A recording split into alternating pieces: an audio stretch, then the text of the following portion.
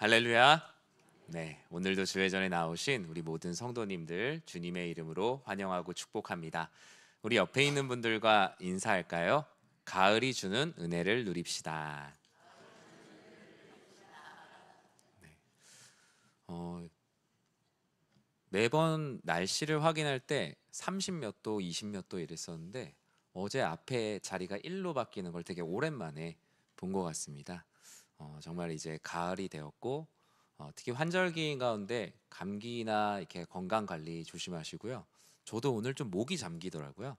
무엇보다 건강 관리 조심하셔서 이 가을이 주는 은혜를 빈틈없이 누리시는 우리 모든 성도님들 되시길 주님의 이름으로 간절히 축원합니다. 오늘 사도행전 27장 21절에서 26절 말씀 가지고 안심하라 이루리라 라는 제목의 하나님 말씀을 함께 나누도록 하겠습니다. 우리는 지난주, 이번 주 사도행전을 함께 읽어가고 있습니다. 사도행전은 좁은 의미에서 사도들의 행전이지만 그 안의 본질은 예수를 그리스도로 믿는 이들과 성령의 인도하심, 그 성령의 행전이라고 할 수 있죠. 스데반을 통하여 일어난 생명의 파동은 사도행전 1장 8절에 있는 말씀처럼 온 인류에 엄청난 영적 변화를 일으킵니다. 예루살렘의 핍박이 커서 모두 다 흩어지고 난파되었다라고 생각했던 이들은 사실 흩어진 것이 아니라 성령의 인도하심을 따라 이 세상에 뿌려진 디아스포라의 삶을 살아가게 됩니다. 예루살렘에 그저 머물고자 했던 그들의 계획을 하나님께서 오히려 예루살렘을 시작으로 온 열방 가운데로 뻗어갈 수 있도록 성령께서는 그들을 이끄셨죠. 사도 바울도 그 성령의 인도하심 안에 있었던 대표적인 인물입니다.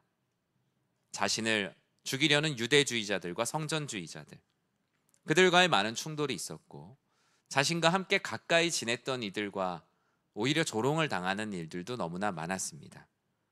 어느 곳에서 속할 수 없는 외로움과 싸워야 했고 어디로 가야 될지 모르는 불확실함 속에서 확실하신 주님 약속을 붙들고 살아가는 것이 바로 사도 바울의 일생이었습니다. 투옥이 되고 생명의 위협을 당했지만 여전히 때를 얻든지 못 얻든지 생명의 파동을 일으키라는 이방인의 사도로서 함께하는 그 삶에는 하나님의 크신 위로와 은혜가 항상 함께하였죠. 어느 날 사도행전 23장 11절에 일어난 사건을 이렇게 기록하고 있습니다. 같이 한번 읽어볼까요? 그날 밤에 주께서 바울 곁에 서서 이르시되 담대하라 내가 예루살렘에서 나의 일을 증언한 것 같이 로마에서도 증언하여야 하리라 하시니라. 아멘. 늘 하나님의 뜻 가운데 담대하게 또 한 인생으로서는 가열차게 살아왔던 바울의 어느 날 밤 주님께서는 불현듯 그를 찾아오셨습니다. 마치 처음 주님께서 다메섹 도상에서 바울을 만나시고 나는 내가 박해하는 핍박하는 예수라 라면서 만나시고 그의 인생의 길을 변화시켜 주셨던 것처럼 주의 사자를 보내지 않으시고 직접 고난 중에 있는 바울의 옆에 서셨다라고 사도행전 23장은 기록하고 있어요. 그리고 무엇라 하셨습니까? 바울아 담대하라. 오늘 예루살렘에서 나의 일을 증언하느라 너무나 수고가 많았다. 너의 편을 들지 않는 수많은 사람들 앞에서 나를 증언하려 했던 모습을 너무나 하나님께서 기뻐하셨다라고 바울을 위로하셨어요. 사실 그날 바울의 하루는 너무나 고단한 하루였죠. 아무리 변론하고 변론하여도 끝이 없는 변론들, 아무리 이야기하고 이야기하여도 좀처럼 믿지 않는 그 공회의 분위기 안에 있었던 바울은 심신이 너무나 지쳤습니다. 그런데 그날 밤 주님께서 나타나셔서 예루살렘에서 오늘 나의 일을 증언한 것처럼 너는 이제 곧 로마로 가게 돼서 나의 일을 증언하게 될 것이라는 하나님의 비전을 경험합니다. 바울에게 있어서 로마로 가는 길은 출세의 길이 아닙니다. 입신양명의 길도 아니고 자신의 취향대로 걸었던 길도 아닙니다. 주님께서 고난 중에 주셨던 바울에게 주셨던 위로, 그리고 격려, 비전, 사명, 모든 것들이 하나가 된 것이 바로 바울이 로마로 가야 할 이유였습니다. 오늘 말씀 속에도 이 로마로 가는 길, 고난 중에 주시는 주님의 위로와 비전이 담겨 있습니다. 바울은 예루살렘에서 체포된 후에 가이사라로 끌려가 2년 동안 갇혀 있습니다. 베스도가 새로운 총독으로 부임하니 이전에 벨릭스 총독과 했던 수많은 과정이 다시 다 그냥 리셋됐어요. 마음의 상실감이 매우 컸을 것입니다. 새로운 총독이 부임을 하니 벌써 바울을 죽이려고 하는 유대인들과 분파주의자들, 성전주의자들은 바로 이때다. 아직 새로운 총독이 리더십으로 자리 잡기 전에 우리가 먼저 선수를 쳐서 바울을 죽여야겠다. 항상 눈에 가시인 존재인 바울을 죽이고자 새로운 총독의 마음을 충동질합니다. 목숨을 지키기 어려운 고난의 시간 속에서 주님은 바울에게 지혜를 주셨죠. 로마의 시민권을 주셨고 가이사 황제에게 상소할 수 있도록 하나님께서 그를 이끄셔서 목숨을 부지하게 됩니다. 참 재밌는 건 이제 이 총독을 만난 이후에 아그리빠 왕을 만나거든요.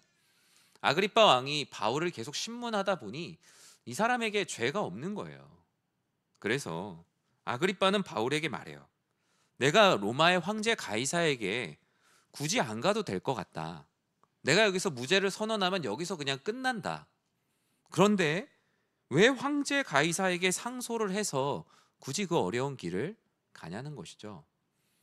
많은 사람들은 바울이 무죄를 받기 위해서 로마로 갔다라고 생각했는데 사실 아그리빠 왕으로부터 이미 무죄를 받았어요. 그러니까 이제 바울에게 로마로 가는 길은 자기 자신의 잘됨을 위한 길이 아니라 황제 가이사와의 만남을 통해서 이 로마로 가서 이루어 주실 하나님의 뜻이 있었기 때문에 바울은 로마로 가게 된 것입니다. 개인의 무죄를 얻거나 영화를 얻는 것이 아니라 로마로 가야 할 주님의 뜻, 성령의 인도하심을 따라 그저 순종하는 삶을 시작합니다. 드디어 바울을 포함한 성경은 276명이라고 말합니다. 276명이 로마로 가는 배를 탑니다. 지금도 276명이 배를 타면 큰 배인데 당시에 276명이면 뭐 공간을 대단히 잘 뺐을 것 같지도 않고 아마 대단히 큰 배였겠죠. 물론 사도행전의 저자 누가도 함께 이 배에 승선했다라고 많은 학자들은 말합니다. 누가가 어떤 권리로 이 배에 승선했냐라고 학자들의 이견에서는 바울이 병이 있었고 그가 로마에 가서 재판을 받을 때까지 그의 건강을 지킬 수 있다는 그 배려 때문에 누가가 동행했다라고 말합니다. 바울의 중병이 오히려 지금 우리가 뱃속에서 있었던 그 하나님의 놀라우신 이야기들을 이 글로써 만날 수 있게 된 또 하나의 하나님의 계획이었겠죠. 그러면 이 배에 탄 사람들은 어떤 사람이었을까요? 여러분 지금 이번 주에 여행 어디가? 라고 얘기했는데 나 로마로 가. 그러면 어때요? 그런 데를 왜 가? 그러나요? 되게 부러울 것 같아요. 저도 가보진 않았지만 와 되게 좋겠다 라는 생각을 할 거예요. 대부분 비행기 안에는 여행객들이 많이 있겠죠. 소수의 어떤 비즈니스를 해야 되는 분들이 있겠지만 이 배에는 어떤 사람이 탔을까요? 이 배는 많은 학자들의 말로는 대부분 죄수들을 수송하는 호송선이었다라고 말합니다. 왜냐하면 이 배의 지금 수장, 이 배의 모든 것을 판단하는 사람이 이탈리아에서 보낸 백부장 율리오였기 때문입니다. 군인이 지휘하는 배, 죄수들을 로마로 데리고 가야 되는 배 속에 바울은 그곳에 함께합니다. 오랜 시간 항해를 하다 보니 많이 지쳤겠죠. 성령께서 바울에게 어떤 마음을 주셨냐면 항해를 중단하고 쉬어야 된다라는 성령의 인도하심을 말씀으로 주셨습니다. 그러나 사람들은 그 말을 듣지 않습니다. 성령의 인도하심을 거부하고 결국 그들의 주장대로 겨울을 보낼 베닉스로 가자고 불길한 항해를 시작하게 되는데 오늘 말씀에 큰 환란이 닥치게 됩니다. 우리 13절과 14절 말씀 같이 한번 읽어볼까요? 남풍이 순하게 불 때 그들이 뜻을 이룬 줄 알고 닻을 감아 그레데 해변을 끼고 항해하더니 얼마 안 되어 섬 가운데로부터 유라굴로라는 광풍이 크게 일어나니. 결국 성령의 인도하심을 따라 선포한 바울의 말을 듣지 않았던 그 배에 있었던 사람들, 그들은 어떻게 합니까? 자신들의 뜻을 다 이룬 줄 알았다라고 성경은 말합니다. 왜 그렇죠?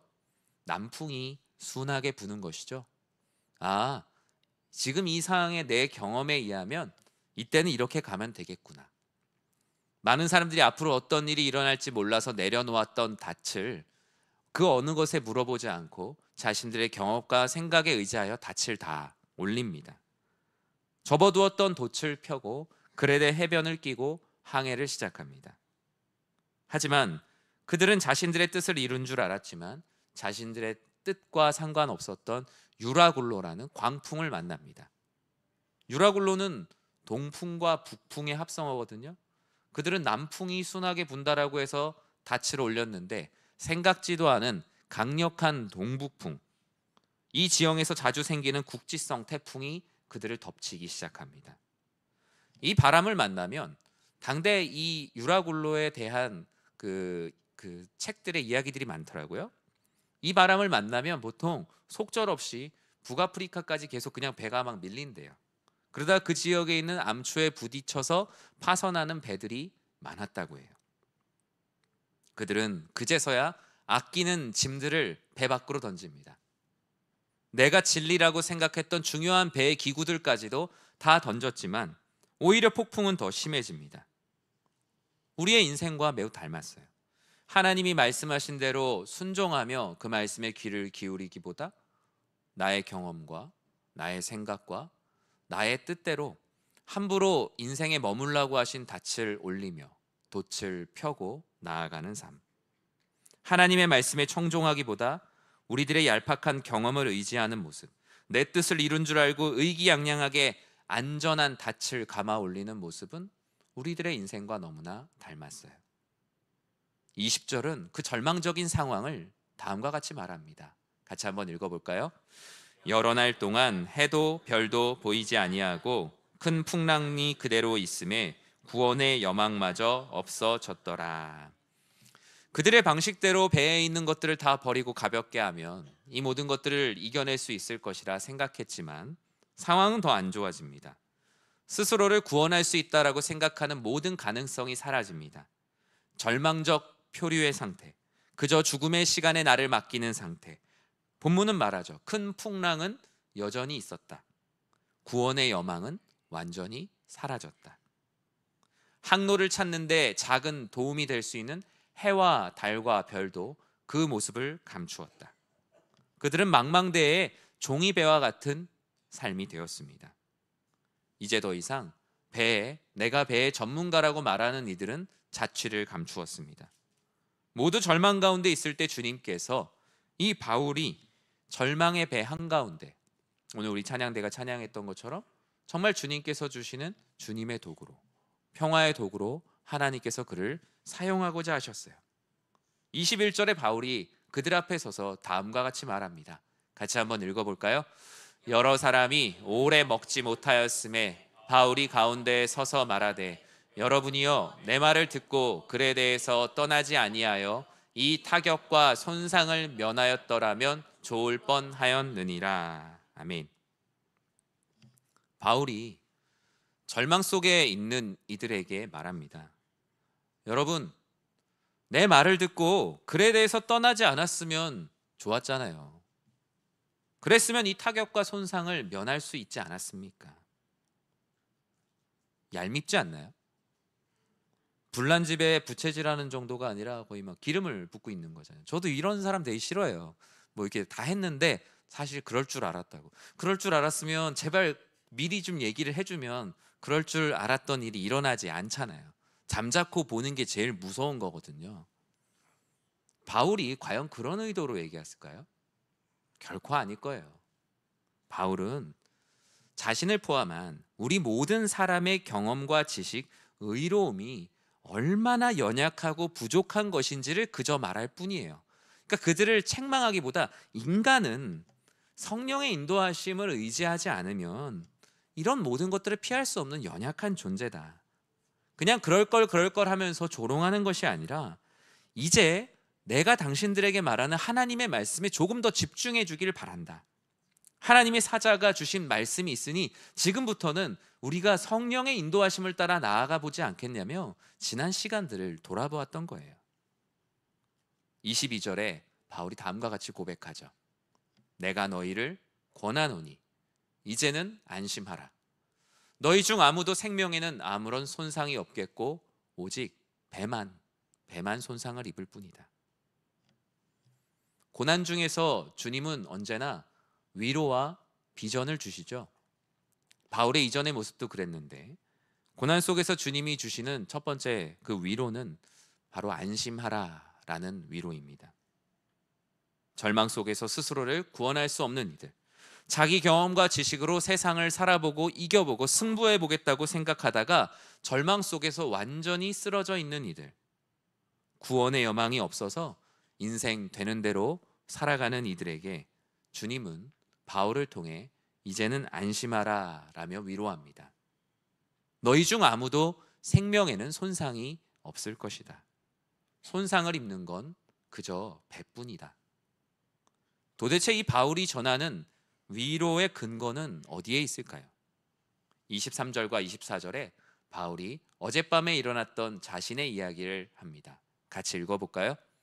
내가 속한 바 곧 내가 섬기는 하나님의 사자가 어젯밤에 내 곁에 서서 말하되 바울아 두려워하지 말라. 내가 가이사 앞에 서야 하겠고 또 하나님께서 너와 함께 항해하는 자를 다 내게 주셨다 하였으니 아멘. 바울은 허무맹랑한 말을 하는 것이 아닙니다. 그저 사람들에게 불안해하니까 그냥 괜찮을 거예요 라고 말하는 것이 아니에요. 하나님의 사자가 바울을 찾아와서 전한 말을 그대로 대언하는 선지자로서 바울은 이 배 한가운데 서 있습니다. 우리는 인생을 계획대로 사는 일에 매우 익숙하고 계획이 틀어지는 것을 매우 힘들어합니다. 계획이 틀어진다면 그저 좋은 건 운이나 재수가 좋아서 내 계획보다 더 좋은 결과를 얻을 때는 내 계획이 틀어지는 것에 만족하는 것, 그게 사람의 모습입니다. 근거가 없기에 늘 불안합니다. 잘 될 거라, 모든 것이 평안할 거라고 생각하는데 내 안에 근거가 없기 때문에 늘 불안하고 두려워해요. 그런 불안하고 두려운 마음들을 쾌락의 담요로 덮어버리고 내내 괜찮다, 잘 될 거다라며 나 자신 그리고 서로를 근거 없는 위로로 위로하며 살아갑니다. 그러나 주님은 다르시죠. 주님의 위로에는 언제나 근거가 있습니다. 주님 자신이 바로 그 근거시고 주님의 말씀이, 우리가 날마다 나누는 주님의 말씀이 바로 그 안심하라는 위로의 근거입니다. 오늘 예배의 자리도 어쩌면 더 이상 스스로 무언가를 할 수 없는, 해도 달도 별도 보이지 않고 구원의 여망도 없고 먹고 싶은 것도 하고 싶은 것도 없는 무기력감 가운데 이 예배의 자리에 나오신 분들도 계실 겁니다. 하나님께서 우리 사랑하는 성도님들에게 베풀어 주시는 위로의 자리가 바로 이 예배임을 믿습니다. 주님은 그저 우리들에게 말씀하세요. 나의 말과 나의 능력이 너의 인생의 배 가운데 임하였으니 이제 너는 그저 나를 믿고 안심하여라. 비록 내가 가진 배와 같이 너의 물질이나 커리어나 상황이나 이런 모든 것들이 잠시 뒤틀어질 수는 있으나 너의 생명은 영원한 생명을 얻는데 부족함이 없도록 손상되지 않을 것이다. 내가 너를 지킬 것이니 너는 두려워하지 말라. 이것이 바로 그 바울과 함께 했던 276명의 사람들, 그리고 그 말씀을 오늘날 읽고 있는 우리들에게 주시는 하나님의 말씀이에요. 주님은 먼저 바울 한 사람을 이런 위로의 사도로 세우셨어요. 한 사람이 하나님께 귀한 도구로 사용된다라는 것. 하나님은 하나님께서 직접적으로 그 일을 개입하셔서도 진행하시지만 하나님께서 한 사람을 주의 말씀으로 담대하게 하시고 위로하시고 힘을 주셔서 그 공동체 안에 리더로 세우시고 절망에 빠진 이들이 희망으로 나아갈 수 있도록 하십니다. 두려움 속에 사로잡힌 이들에게 주님의 위로와 용기를 전해요. 음식을 먹기도 두려워했던 이들을 위해 바울이 어떻게 했다라고 기록합니까? 34절에서 36절에 아주 특별한 사건이 하나 기록돼 있어요. 같이 한번 읽어볼까요? 음식 먹기를 권하노니 이것이 너희의 구원을 위하는 것이요 너희 중 머리카락 하나도 잃을 자가 없으리라 하고 떡을 가져다가 모든 사람 앞에서 하나님께 축사하고 떼어 먹기를 시작하매 그들도 다 안심하고 받아 먹으니 아멘. 저는 우리 교회와 우리 공동체, 우리의 예배가 이 34절에서 36절에 있는 말씀을 실현하는 공동체가 되길 진심으로 축복합니다. 어느 누구도 살 소망이 없다고 해서 음식 먹기조차 힘들어했던 풍랑 가운데 있었던 이들입니다. 살 소망이 있다고, 그 소망은 우리를 인도하시는 그리스도 예수께 있다고, 그리고 반드시 성령의 인도하심대로 무태에 이르게 될 거라고 바울은 끊임없이 그들을 위로하고 격려합니다. 그리고 이 위로와 구원이 누구로부터 오는지 바울은 담대하게 드러내요. 그냥 음식을 나눠주는 구호 행위를 하는 것이 아니라 음식, 그 떡을 가져다가 모든 사람들 앞에서 우리를 구원하실 하나님께 기도합니다. 그리고 그 떡을 떼어 나눕니다. 안심하라고, 하나님께서 당신을 지켜주실 것이라고. 우리는 이 장면을 보면서 무엇을 생각합니까? 예수님께서 굶주린 5,000명을 먹이실 때를 생각합니다. 모든 사람들에게 나누고도 12강주리가 남았고 제자들은 이 비밀이 무엇이냐라고 말할 때 주님께서 나는 생명의 떡이라고, 나를 먹는 자만이 영원한 생명을 얻게 될 것이라고 말씀하시며 그들의 마음을 평안케 하셨습니다. 제자들이 누가 최고냐고 서로 제자의 수익권을 싸우는 냉랭한 분위기 속에서도 주님은 떡을 떼시며 이것은 나의 몸이라 하셨고 그들에게 그 떡을 나눠줄 때 그들 안에 화기가 돌았던 것을 우리는 말씀 안에서 봅니다. 결국 그 모든 순간 그들이 안심할 수 있었던 것은 그 음식이 아니라 생명의 떡 되시는 그리스도 예수가 그들의 심령 가운데 나누어졌던 것이죠. 그들이 먹었던 것은 단순한 음식물로서의 떡이 아니라 주의 말씀을 먹고 마실 때 그들은 진정한 평안과 안심을 경험하게 된 거예요. 저는 우리 교회가 말씀을 나누는 말씀의 공동체, 성찬의 공동체, 이 풍파많은 세상 속에서 빠질 것 같은 위험 속에서 이 예배의 자리에 나왔을 때, 또 구역으로 소그룹으로 모였을 때 서로 물리적으로는 떨어져 있지만 함께 한 공동체라는 것을 인식하며 말씀을 주고받고 먹고 마시는 주님의 교회가 되기를 주님의 이름으로 간절히 축원합니다. 주님께서 다시 한번 24절과 25절에 보면 이 위로뿐만이 아니라 그에게 주시는 사명이 이 위로 안에 숨겨져 있습니다. 우리 24절과 25절 말씀 다시 한번 읽어보겠습니다. 바울아, 두려워하지 말라. 내가 가이사 앞에 서야 하겠고 또 하나님께서 너와 함께 항해하는 자를 다 내게 주셨다 하였으니 그러므로 여러분이여 안심하라. 나는 내게 말씀하신 그대로 되리라고 하나님을 믿노라. 아멘. 고난 속에서 주님은 위로만 주실 뿐 아니라 회복 이후에 그들에게 사명과 비전을 언제나 주셨습니다. 오늘 본문의 고난 속에서 주님께서 주신 비전은 내가 모든 것을 이룰 것이다. 내가 나의 뜻대로 너의 삶을 통해서 너의 삶이 변하고 어려움을 당할지라도 나는 나의 뜻을 너를 통하여 이룰 것이다는 그 비전이었습니다. 하나님은 언제나 우리들의 고난 속에서 위로와 회복 그 자체로 끝나지 않으십니다. 언제나 힘들어하는 이들을 위로하시고 회복시키시지만 그 이후에 반드시 그가 앞으로 어떤 삶을 살아야 될지에 대한 사명과 비전을 반드시 주셨어요. 오늘 본문에도 바울과 그 공동체를 안심시킨 이후에 바울에게 주신 세 가지 비전을 소개하고 있습니다. 첫 번째는 황제 가이사 앞에 서게 될 것이다 하는 것이죠. 앞서 사도행전 23장 11절에서도 넌 로마로 가서 나를 증언하게 될 거다. 앞서 말씀드린 대로 바울은 아그리빠 왕에게 무죄를 이미 받았고 이미 스스로 풀려날 수 있는 기회가 있었지만 그는 황제에게 항소하는 하나님의 이끄심을 따라 이곳까지 가게 됩니다. 예루살렘에서 나의 일을 증언한 것처럼 로마에서도 증언하여 한다는 그 비전은 여전히 유효하다. 너는 가이사 앞에 가서 내가 너에게 명하였던 비전을 이루어라. 고난 속에서 주님은 위로와 회복만으로 끝나는 것이 아니라 위로와 회복 이후에 이전에 주셨던 사명과 비전을 기억하게 하시고 이루어가게 하시는 분이심을 꼭 믿으시기 바랍니다. 저도 교회에 담임 목사로 다시 이제 부임을 해서 왔을 때 우리 교회와 우리 성도님들에게 가장 필요한 것이 무엇일까 기도하고 생각을 해봤어요. 근데 그건 뭐 우리 교회 부임해서가 아니라 뭐 부교역자 때도 생각했었고, 다른 교회 갔을 때 우리 교회를 가끔 생각할 때도 그런 마음이 있었어요. 우리 교회 성도님들의 정말 상처의 치유, 회복, 위로가 필요하구나라는 것은 저뿐만 아니라 어떤 목회자가 왔어도 동일한 비전을 가졌을 거예요. 하나님의 위로와 회복이 우리 교회를 향한 모든 계획의 끝일까요? 그렇지 않습니다. 하나님은 항상 어떤 개인과 공동체를 위로하시고 회복하신 이후에 그들이 해야 했던, 그들이 해야 할, 그리고 지금 해야 하는 사명과 비전을 언제나 주셨습니다. 주님께서 부활 이후에 두려워하는 제자들을 찾아가셨던 요한복음의 말씀을 기억하십니까? 그들은 예수님께서 찾아오실까 봐 두려워서 집에 문을 닫고 모여 있습니다. 문을 닫고 있는 그들에게도 문을 지나서 그저 들어오셔서 내니 두려워하지 말라 라고 말씀하셨습니다.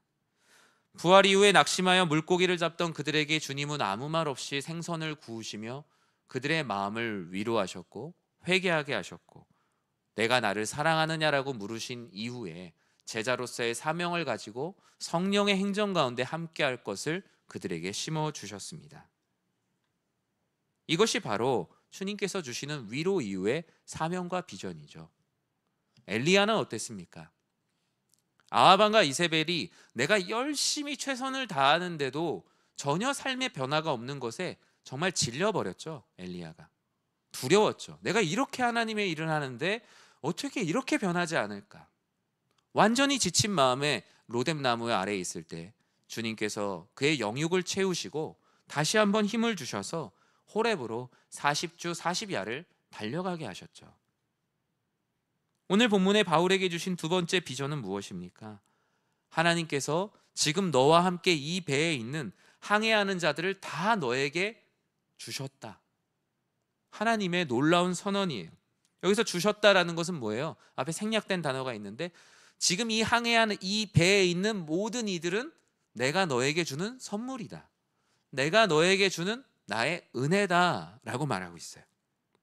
주님께서 너와 함께 항해하는 이들, 세상 사람들이 볼 때는 곧 죽어 마땅할 죄수들이고 이 세상에선 가치 없어 보이는 이들이지만 나의 삶 가운데 어느 누구도 가치 있는 인생은 없단다. 내가 이들을 구원하기 위해서 함께 배를 타게 하고 너와 함께 만나게 하였다. 세 번째 비전은 무엇입니까? 25절에 이렇게 말씀하죠. 같이 한번 읽어볼까요?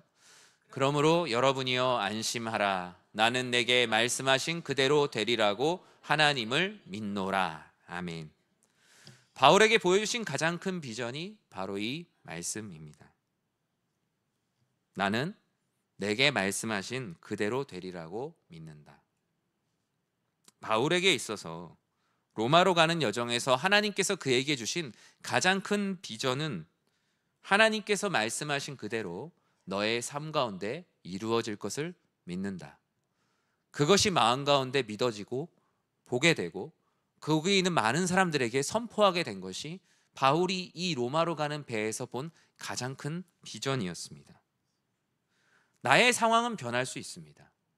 풍랑을 만날 수도 있고 평온할 수도 있고, 하지만 우리의 상황이 어떤 식으로 뒤틀린다 할지라도 하나님은 하나님의 뜻을 우리가 계획하는 어떤 그 선한 계획보다 가장 좋은 길로 인도하심을 믿는 모두가 되시길 진심으로 축원합니다. 바울은 그제서야 마음에 평안이 들었어요. 아, 내가 못해도 하나님께서 이루시겠구나. 나의 상황이 하나님 앞에 헌신하기에 100%의 컨디션은 아니어도 내가 하나님께서 이루실 것을 믿는다면 하나님이 내 삶 가운데 이루심에는 부족함이 없겠구나. 이 배가 풍랑을 만나서 앞으로 어떻게 될지 모르지만 하나님은 하나님의 일을 이루시겠구나. 바울이 이전에 많은 선교지에서 수도 없이 경험했던 것들을 다시 한번 로마에 내리기 전에 경험하게 된 것입니다. 말씀을 맺습니다. 우리는 사도행전의 마지막까지 말씀을 읽어냈습니다.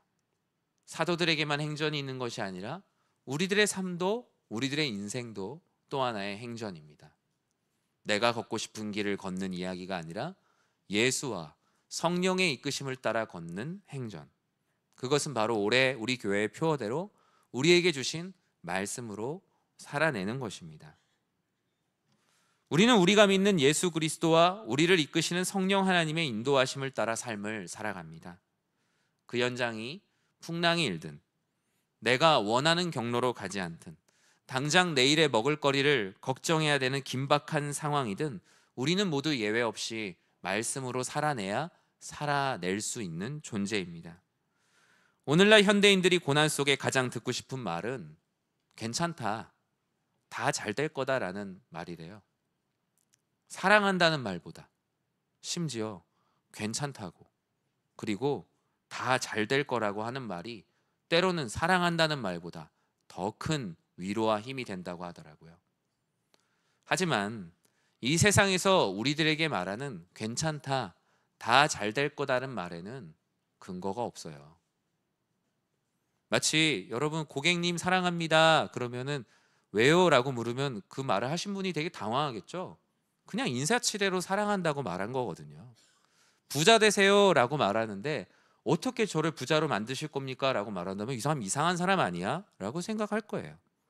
괜찮다고 다 잘 될 거라고 수많은 광고나 홍보나 많은 말들이 쏟아지지만 어떤 이유냐고 묻는다면 거기에 근거는 없어요.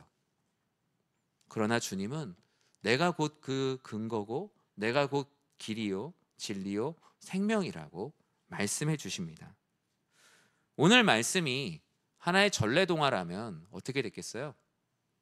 갑자기 항로를 막 찾아갔고 배가 로마로 쫙 들어갔다 라고 하면 끝날 텐데요, 배는요 완전히 부서집니다.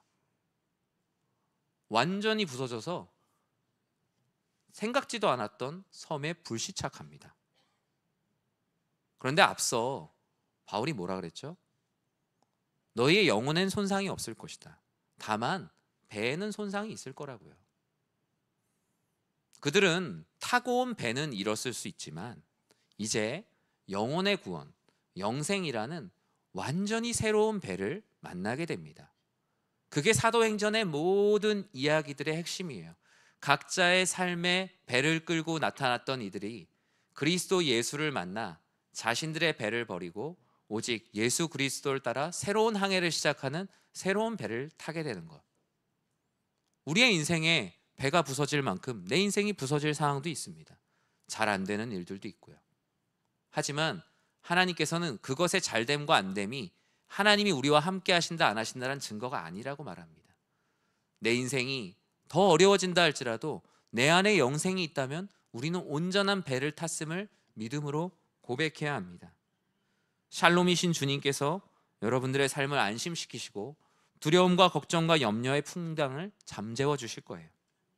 여러분의 삶에 주의 말씀을 비전으로 선포하신다면 하나님께서 여러분 한 사람 한 사람을 통해서 하나님의 뜻을 이루기 위해 가장 선한 길, 가장 행복한 길로 인도하심을 믿는 우리 사랑하는 연희교회 모든 예수 가족 되시길 주님의 이름으로 간절히 축원합니다.